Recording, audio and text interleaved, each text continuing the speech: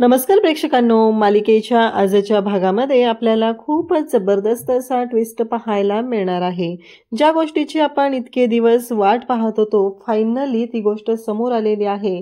प्रियाने आजपर्यंत केलेलं कांड सर्वांच्या समोर आलेलं आहे आणि त्याची शिक्षा ही प्रियाला भोगावी लागणार आहे।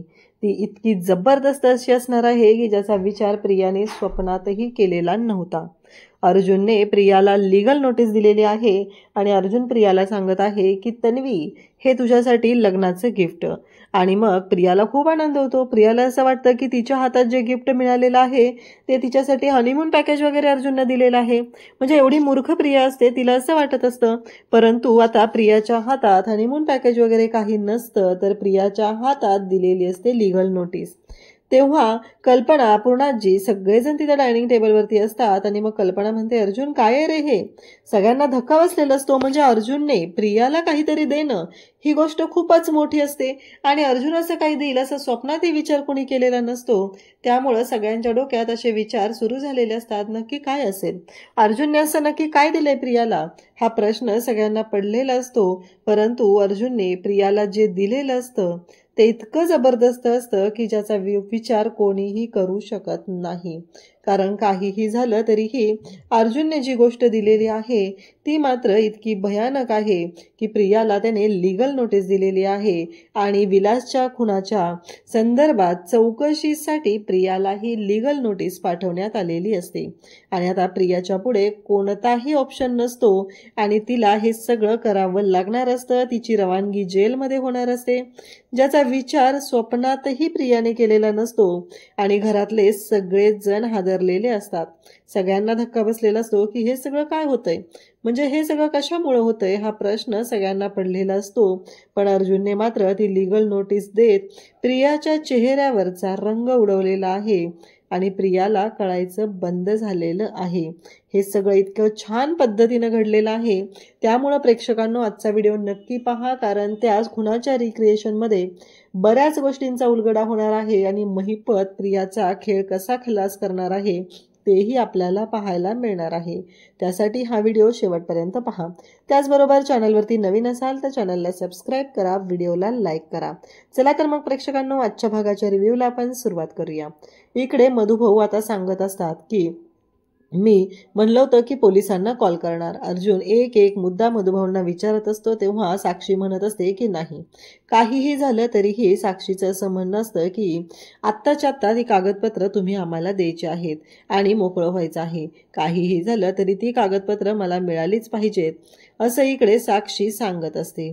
आणि तेव्हा मात्र इकडे पाहायला मिळतं की जेव्हा या सर्व गोष्टी घडत असतात त्याच वेळी साक्षी तिथे मधुभाऊंना बोलत असते की नाही, तुम्ही आमचं काहीच बिघडवू शकत नाही, मला ती कागदपत्र हवी आहेत, तुम्ही कागदपत्र द्या आणि हा आश्रम द्या, नाहीतर हा आश्रम चालवू देणार नाही।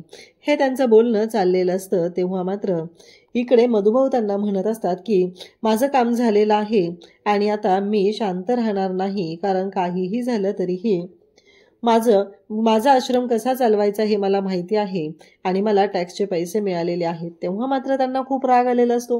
मग त्यानंतर मधुभाऊ म्हणतात, मी फोन लावायला घेतलेला असतो तर त्या विलासने माझ्या हातून फोन हिसकावून घेतला आणि तो फोन फेकून दिलेला असतो। तेव्हा मी पुन्हा फोन उचलायला जातो, पण मला तो फोन उचलू देत नाही आणि त्यानंतर घडतं मात्र खूपच भयानक। आणि मग मधुभाऊ इकडे सांगत असतात, काहीही झालं तरीही मी त्यांना सांगत होतो, तेव्हा साक्षी मला म्हणायला लागली की मी आता सोडणार नाही, कारण काहीही झालं तरी साक्षीने तिच्या हातातली बंदूक काढली आणि बंदूक समोर रोखली माझ्यावरती। मग तेव्हा मलाही राग आला। मी म्हटलं की काहीही झालं तरीही मी तुला हे कागद देणार नाही, कारण हे घर आहे माझं, या ठिकाणी तू आश्रम बांधू शकत नाही।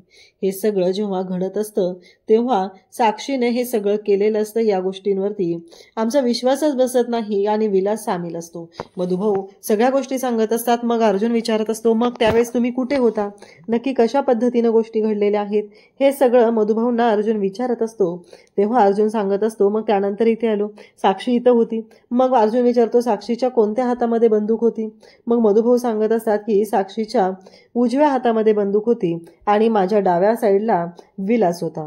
मधुभाऊंनी असं सांगितलेलं असतं कारण साक्षीच्या डाव्या साईडला मधुभाऊंच्या डाव्या साईडला विलास होता आणि साक्षीच्या उजव्या हातामध्ये बंदूक होती.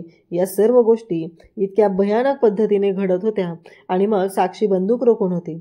मग मलाही राग आला. मी साक्षीला म्हणू लागलो की चालव गोळी, माझ्यावरती गोळी चालव, तुला गोळी चालवायची आहे ना माझ्यावरती, बिनधास्त चालवतो असं म्हणत मी तिला सांगू लागलो की चालव, तू बिनधास्त गोळी चालव. असा हा सगळा सीन चालू होता. आणि मग साक्षी माझ्यावरती बंदूक रोखून होती तेव्हा विलासही म्हणत होता की आता मी सोडणार नाही.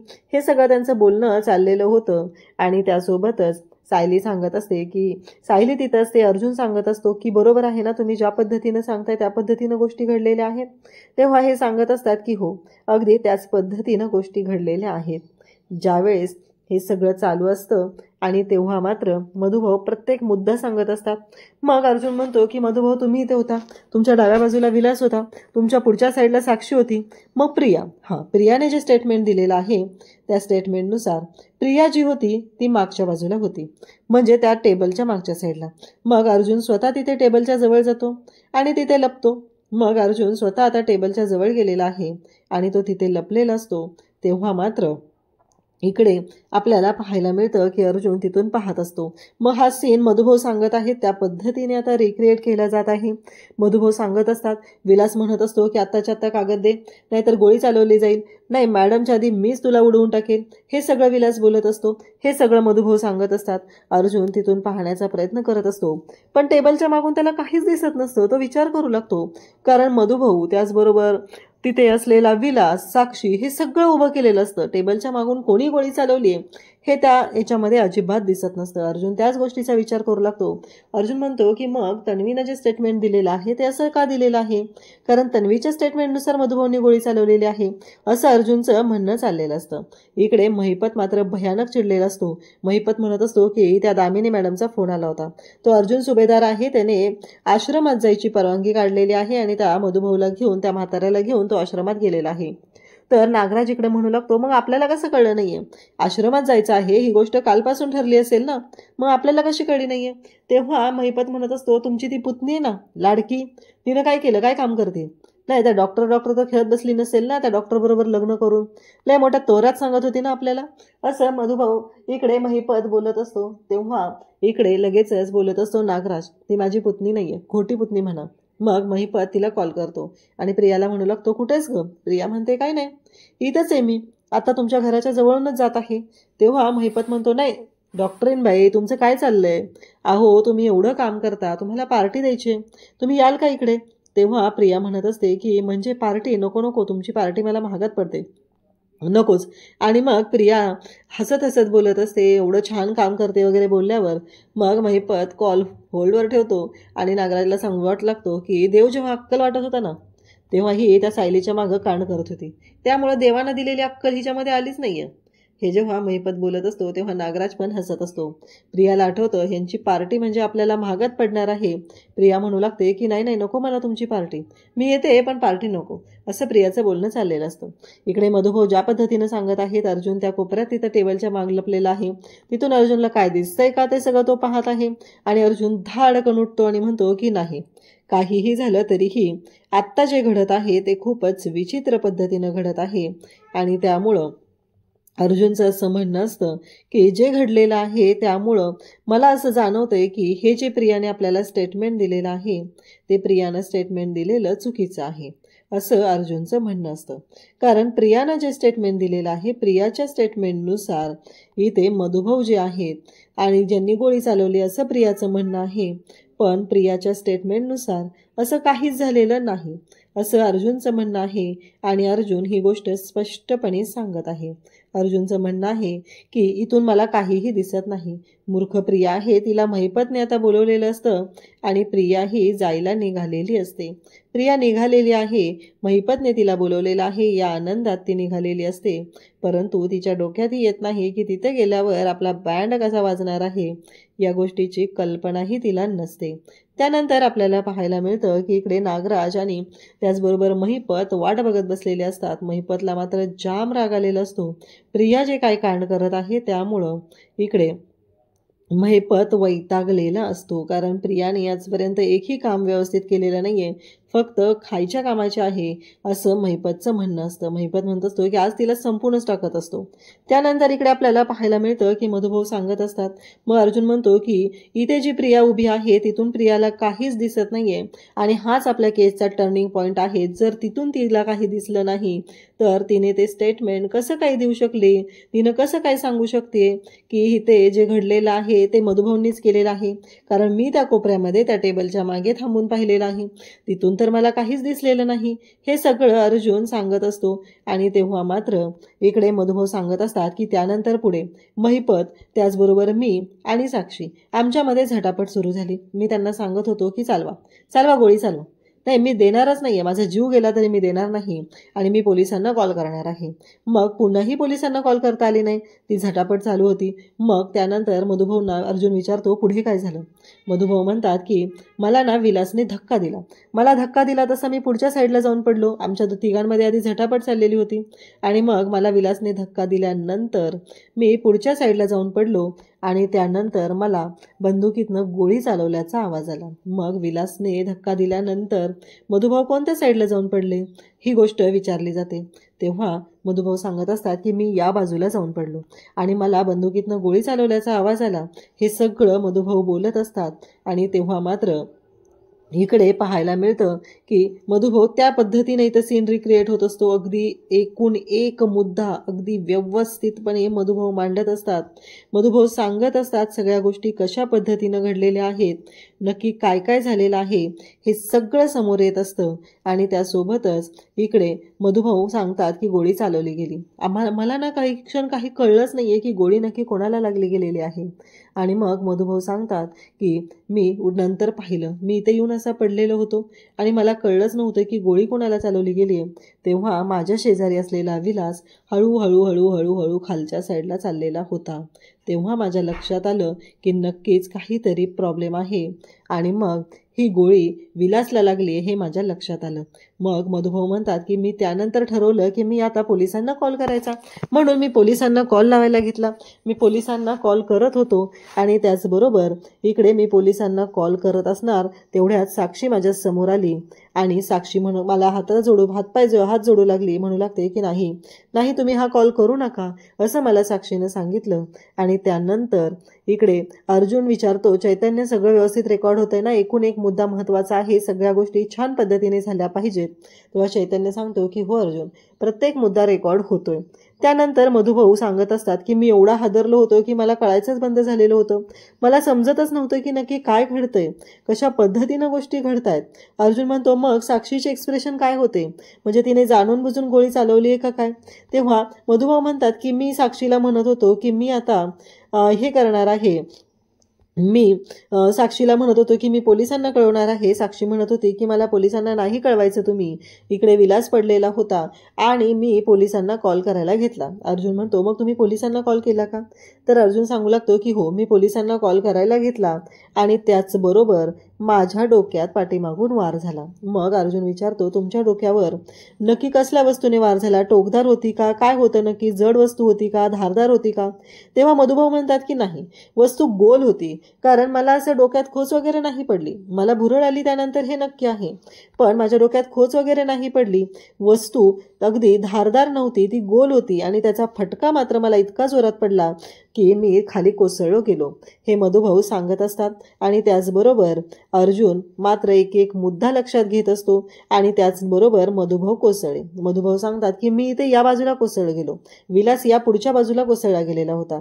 मधुभाऊनी एक एक मुद्दा आठवणीनं अगदी व्यवस्थित सांगितलेला असतो, कारण ज्या गोष्टीमुळं जो गुन्हा मधुभाऊंनी केलेलाच नाही त्या गुन्ह्याची शिक्षा मधुभाऊंना 1.5 वर्ष भोगावी लागलेली आहे आणि अजूनही त्यांच्या नावावर तो ठपका आहे, त्यांना त्रास होतोय, त्यांची मुलं त्यांच्यापासून दूर आहेत, ही गोष्ट त्यांच्या समोर होती आणि त्यामुळं मधुभाऊंनी प्रत्येक मुद्दा शांतपणे सांगितलेला होता. अर्जुन प्रत्येक गोष्ट शांतपणे ऐकत आहे आणि तो प्रत्येक मुद्दा तिथे रेकॉर्ड करून घेत आहे. हे सगळं इतकं छान पद्धतीने मधुभाऊंनी सांगितलेलं असतं आणि अर्जुनला बरोबर कळलेलं असतं की यामध्ये काय घडलेलं आहे. प्रिया धावत पळतच महिपत आणि नागराजकडे गेलेली आहे. आपल्याला खास पार्टी मिळणार या गोष्टीचा आनंद तिला झालेला आहे. ते दोघंही बसलेले आहेत, पण त्यांनी अजून दारूची बॉटल देखील उघडलेली नाहीये. प्रिया त्यांच्याजवळच बसते आणि म्हणते, "हे काय असली पार्टी? आज तर एकदम जंगी पार्टी करायची आहे ना? मग अजून तुम्ही बॉटल देखील उघडलेली नाहीये." महिपत मात्र तिच्याकडे पाहतच राहतोय. नागराज म्हणतो, "अगं, सगळं काय होणार आहे. आज तुला ना आम्ही जबरदस्त सरप्राईज पण देणार आहे." तेव्हा प्रिया म्हणते, "मला सरप्राईज? पण मला सरप्राईज कशामुळं?" नागराज म्हणतो, "कशामुळं म्हणजे काय? अगं प्रिया, किती कामं करतेस आमच्यासाठी. त्या सुभेदारांच्या घरातली एक ना एक बातमी तू आणून देतेस. अगं सगळंच्या सगळं तुझ्यामुळं आम्हाला सोपं पडतं." तर महिपत देखील म्हणायला लागतो, "हो, घरातली बातमी आणून देते आणि त्या म्हाताऱ्याला तू आता हाकलून देणार आहे. किती कामं तुला करावी लागतात, सगळं बघावं लागतं तुला. तू आमच्यासाठी ना खूपच महत्त्वाची आहेस प्रिया. म्हणूनच आम्ही ठरवलंय आता तुला जबरदस्त सरप्राईज द्यायचं." प्रिया देखील म्हणायला लागते, "हां, मग मदत करतेच मी. अहो, तुम्हाला काय वाटत असेल सुभेदाराच्या घरातली इत्थंभूत माहिती मी सांगते तुम्हाला. अहो, त्या अर्जुनने नुसता श्वास जरी घेतला ना, तरी मला कळतं. ते घरात काय करतायत ना, ते सगळं मला कळतं. त्यांचं प्लॅनिंग काय चाललंय ना, ते सगळं मला कळतं आणि कळलं की लगेच मी तुम्हाला येऊन सांगते." महिपत म्हणतो, "वाह! वाह! वाह! किती काम करतेस तू आमच्यासाठी नागराज. ही पोरगी सगळ्यात भारी आहे. आपल्यासाठी काम करणारी सगळ्यात भारी पोरगी हीच आहे बघ नागराज." नागराज म्हणतो, "हां, तेच मला पण वाटतंय. हिच्यासारखं कोणच नाहीये. हिला आता सरप्राईज द्यायलाच पाहिजे महिपत." महिपत म्हणतो, "हां, म्हणून तर बोलवलंय तिला. आता हिला सरप्राईज देतोच." प्रिया म्हणते, "हां, पण तुम्ही कॅश देणार आहे का काय देणार आहे ना, त्याचा विचार करा. शक्यतो कॅशच द्या ना. आजकाल आहे ना, जरासं कॅशच सोपं पडतं." महिपत म्हणतो, "किती घाई करशील, किती गडबड करशील? थांब जरा थांब." तेव्हा नागराज देखील म्हणू लागतो, की "प्रिया, खरंच तुला आता मोठं सरप्राईज महिपत देणार आहे. तुझ्या कामाची पावतीच आहे ना, असं समज." तेव्हा प्रिया अजूनच झाडावर चढलेली असते. आता तुम्हाला मी सांगते, तो अर्जुन आहे ना, त्या म्हाताऱ्याला घेऊन 100% आश्रमात जाणार बघा. मी सांगते ना तुम्हाला, मी सांगते तसंच घडत असतं बघा आणि तिथं माहिती तो पुरावा काय जमा करण्याचा प्रयत्न करणार." महिपत म्हणतो, "बघ नागराज, हिला आता भविष्य देखील कळायला लागलंय. हिला भविष्यात काय होणार आहे ते सुद्धा समजतंय. म्हणजे तिथल्या बातम्या तर ती आपल्याला देतीयच, पण आता भविष्यात काय होणार आहे ते देखील सांगायला लागली म्हणजे हिला आता सरप्राईज द्यायलाच पाहिजे बरं का नागराज."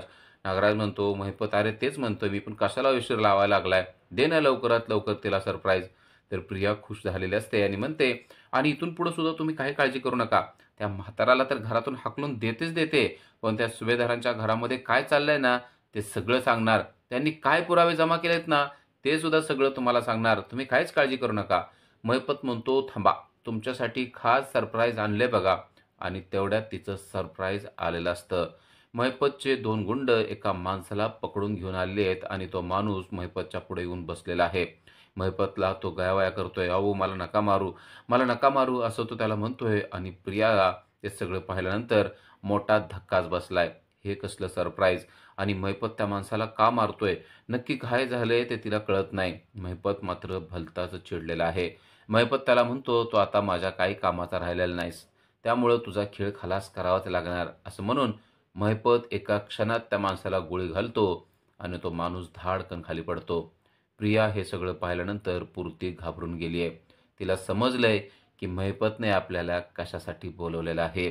कसलं सरप्राईज महिपत देणार आहे हे त्यांनी एका सेकंदात तिला दाखवून दिलेलं आहे. तर इकडे आश्रमामध्ये आता बरेचसे पुरावे अर्जुनच्या हाती आलेले आहेत. अर्जुनला समजलंय प्रिया ज्या ठिकाणी बसलेली होती त्या ठिकाणून तिला काहीच दिसत नव्हतं. तरी देखील प्रियाने खोटं स्टेटमेंट कोर्टामध्ये दिलेलं आहे आणि या खोट्या स्टेटमेंटमुळं प्रिया किती अडचणीत येणार आहे हे तिला माहिती नाहीये. कारण ती ज्या जागेवर होती तेथून काहीच दिसत नव्हतं. अशा प्रकारे आता अर्जुनच्या हाती एक मोठा पुरावा लागलेला आहे. त्याचबरोबर अर्जुनने एक गोष्ट अजून विचारली आहे, की तुम्ही जेव्हा विलासची झटापट केली तेव्हा त्याला काही लागलेलं होतं का? तेव्हा मधुभाऊ सांगतात, की त्याला काहीच लागलेलं नव्हतं. त्याचबरोबर चैतन्य देखील अर्जुनला सांगतो, मेडिकल रिपोर्ट पण तसेच आहेत. मेडिकल रिपोर्टमध्ये विलासला इतरत्र कुठेही लागलेलं नाहीये. त्याला फक्त गोळी लागलेली आहे एवढाच एक रिपोर्ट आहे. तेव्हा अर्जुन म्हणतो, याचा अर्थ यांनी त्याला काहीच मारलेलं नाहीये. जरी प्रिया सांगत होती, की या दोघांमध्ये झटापट झालेली होती, तरी झटापटीमध्ये विलासला मधुभाऊंनी काहीच मारलेलं नाही हे देखील आपल्याला आता व्यवस्थितपणे सिद्ध करता येऊ शकतं. पण प्रियानं जो मोठा घोळ घालून ठेवलेला आहे, त्याची शिक्षा आता प्रियालाच होणार आहे. हे सर्व बोलत असतात तेवढ्यात पोलीस म्हणजेच इन्स्पेक्टर त्यांच्या जवळ येतात आणि सांगतात, की तुमची इथली वेळ संपलेली आहे. मधुभाऊंना मात्र हे सगळं ऐकल्यावर थोडंसं वाईट वाटतं. कारण त्यांचा आश्रमातून पाय निघत नसतो. मधुभाऊ आश्रमात सगळीकडं पाहायला लागतात. तर सायली देखील इकडे-तिकडं पाहायला लागते. त्यांच्या आठवणी तिथं आहेत. मधुभाऊंचा पाय निघत नसतो ही गोष्ट अर्जुनच्या देखील लक्षात आलेली असते, तर सायलीच्या देखील ती गोष्ट लक्षात आलेली असते. सायली मधुभाऊंना म्हणते, मधुभाऊ आता जायची वेळ आलेली आहे. मधुभाऊ म्हणतात, माझा पायच निघत नाही इथून, मला इथून हलूच वाटत नाहीये. तेव्हा अर्जुन म्हणतो, आता तुम्ही म्हणताय त्याप्रमाणेच होणार आहे. तुम्हाला हा आश्रम आवडतो ना, हा आश्रम आता लवकरात लवकर तुम्हाला माघारी मिळवून देण्याचा प्रयत्न मी करणार आहे. तेव्हा सायली खाली बसते आणि म्हणते, हा नुसता आश्रम नाहीये, हे नुसतं घर नाहीये, हे आमचं मंदिर आहे, मंदिर. असं म्हणून तिने त्या फरशीवरचा हात करून स्वतःच्या डोक्याला लावते आणि त्या फरशीच्या ती पाया पडते. तर इकडे प्रियाला मात्र चांगलाच धक्का बसलाय. महिपतनं खतरनाक सरप्राईज प्रियाला दिलंय.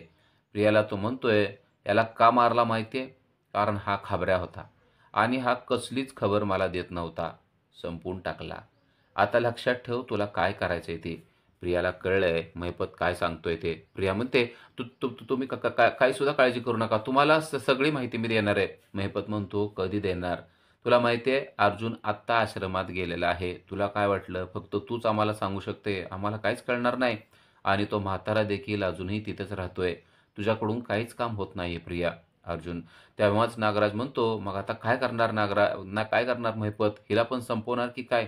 तर इकडे आता अर्जुन, सायली, चैतन्य आणि मधुभाऊ घरी चाललेले असतात. ते गाडीत बसलेले असतात आणि त्यावेळेस त्यांची केसवर चर्चा चालू असते. अर्जुन एक एक गोष्टी जोडण्याचा प्रयत्न करत असतो. तो मधुभाऊंना विचारत असतो की प्रियाला जर का माहीत नव्हतं तुम्ही गोळी चालवली आहे, तर जाणीवपूर्वक तिने ती गोष्ट कोर्टात सांगितली आहे, म्हणजे ती खोटं बोललेली आहे. या खोटं बोललेल्या गोष्टीचा तिला आता खूप मोठा तोटा होणार आहे. त्याचबरोबर अर्जुन म्हणतो, तुम्हाला पाठीमागून मारलेलं होतं ते साक्षीनं मारलं होतं असं तिनं सांगितलंय. पण मला मात्र आता या गोष्टीवर विश्वास बसत नाहीये. कारण ते साक्षीनं मारलेलं नसून ते प्रियानंच मारलेलं असू शकतं. प्रिया किती खोटारडी आहे हे आपल्याला माहित आहे. जर का प्रिया ही साक्ष खोटी देऊ शकते, तर प्रियानंच मारलेलं आहे ही देखील साक्ष ती खोटी देऊ शकते आणि अशा प्रकारे आपण तिला कोर्टामध्ये चांगलंच अडकू शकतो. तेव्हा सायली म्हणते, आता कोर्टामध्ये युक्तिवाद करताना तुम्ही हा मुद्दा मांडणार आहात का? अर्जुन म्हणतो, असं लगेचच्या लगेच मांडायचं नाही. आता गडबड करण्याची वेळ नाहीये. अतिशय चालाकीनं ही केस मला पुढे न्यायची आहे आणि बरोबर प्रियाला यामध्ये अडकवायचं आहे. कारण आत्ता जर का गडबड केली, तर आपले काही पुरावे ते आपल्याच विरोधात वापरू शकतात. त्यामुळं आपल्याला अतिशय चालाकीनं काम करावं लागणार आहे. कारण दामिनी देशमुख सुद्धा किती हुशार आहे ते सगळं आपल्याला माहीत आहे. त्यामुळं आपण एक एक धागा अतिशय व्यवस्थितपणे खोलणार आहोत. मधुभाऊंच्या देखील लक्षात आलेलं असतं. मधुभाऊ म्हणतात, मला पण असं वाटतंय की मला त्या प्रियानंच मारलेलं असणार आहे. त्याचबरोबर अर्जुन म्हणतो, मधुभाऊ तुम्हाला ज्या वस्तूने मारलेलं होतं त्या वस्तूवर फक्त एकाच व्यक्तीचे निशाण होते. असं झालंय ह्याचा अर्थ बाकीचे निशाण पुसून टाकलेले आहेत असं देखील होऊ शकतं. म्हणजे प्रिया खरोखरच खोटं बोलतेय ही गोष्ट आता अर्जुनच्या चांगलीच लक्षात आलेली आहे आणि त्याबद्दल तो तिला शिक्षा ठोठावणारच आहे. आता इकडे प्रिया मात्र पुरती घाबरली आहे. कारण महिपतने एका माणसाला संपवलंय कारण तो खबरी देत नव्हता म्हणून आणि आता तो प्रियाकडे आलेला आहे. प्रिया बघते त्याच्या हातामध्ये रिव्हॉल्वर आहे आणि चिडलेला महिपत एका क्षणात आपल्याला देखील गोळी घालू शकतो हे तिला समजलंय. प्रिया अक्षरशः गयावया करायला लागली आहे. मी तुम्हाला सगळ्या माहिती सगळं सगळं सांगते असं म्हणून ते अक्षरशः हात जोडायला लागले. महिपत म्हणतो, तुला सांगावंच लागेल प्रिया. जर का तू सांगितलं नाहीस तर हा महिपत काय करू शकतो ना, याचा फक्त ट्रेलर तुला दाखवलाय. जर तुला सुधारायचं असेल तर सुधार असं म्हणून महिपत तिला शांतपणे बोलतोय. तर इकडे आता चौघजणही या गोष्टीवर ठाम झालेत की त्या दिवशी प्रियाला काहीच दिसलेलं नव्हतं तरी देखील तिने मुद्दाम मधुभाऊंचं नाव सांगितलं. त्याचबरोबर तिनेच मधुभाऊंच्या डोक्यामध्ये जोरदार वस्तू मारलेली आहे आणि या सगळ्यामध्ये प्रिया खूप मोठी दोषी आहे आणि त्या गोष्टीचा तोटा तिला झालाच पाहिजे आणि त्यासाठी आता अर्जुन म्हणतोय, चैतन्य तुला समजलं ना आता काय करायचंय ते. तिच्यासाठी एक स्पेशल कागद तयार कर. चैतन्याला समजलेलं असतं. पण अजून मधुभाऊ आणि सायलीला समजलेलं नसतं की कोणती गोष्ट कोणता कागद तो देणार आहे. उद्याच्या भागामध्ये आपल्याला पाहायला मिळतं की अर्जुनने लीगल नोटीसच प्रियाला दिलेली आहे आणि ते त्याला गिफ्ट म्हणून सांगतोय. तो म्हणतो, हे तुमचं लग्नाचं गिफ्ट प्रिया. आता कोर्टामध्ये हजर राहायचं. जेव्हा प्रिया ते गिफ्ट पाहते तेव्हा तिच्या पायाखालची जमीनच सरकते. कारण आता प्रियाची पुन्हा एकदा चौकशी होणार आहे आणि या नोटीसीमुळे तिला समजलंय की आपण नरडा इतकं गाडलं जाणार आहे. कारण अर्जुन आता आपल्याला सोडणार नाहीये. तो आश्रमातून जाऊन आलाय आणि यावेळेस त्याने आपल्या विरोधात पुरावे आणले असणार आहेत ही गोष्ट आता तिच्या चांगलीच लक्षात आलेली आहे. आणि अर्जुनने देखील तिला सांगितलंय की आता आपण कोर्टात भेटू आणि कोर्टातच बोलू. अशाच अपडेटसाठी आजच आमच्या चॅनलला सबस्क्राईब करा. थँक्यू.